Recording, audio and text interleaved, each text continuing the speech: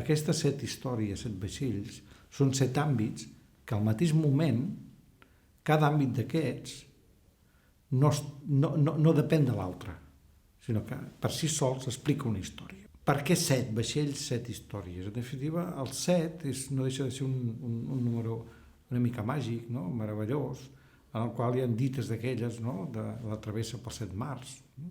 Sempre el 7 és bastant està associat, no? En el món marítim.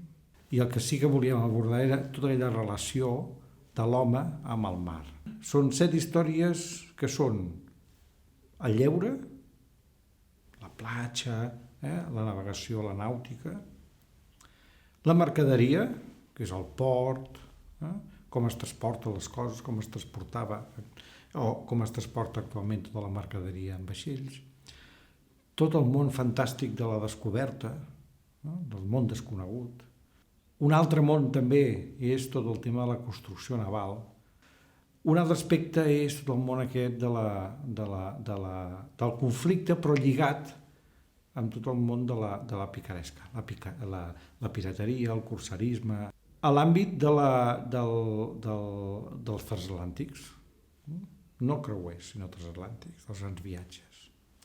Un altre àmbit que seria el tema de la transformació de la vela al vapor, que és un canvi radical en tota la navegació. El món marítim és, no sé si és l'anvers o el revers, no sé, del món terrestre.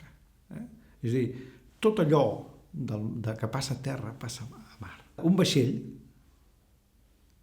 ha de superar temes físics, hi ha càlculs matemàtics, tota una sèrie de coses, no? Però al mateix temps, dintre un vaixell és un món. Sempre l'hem vist molt llunyà, no? El mar.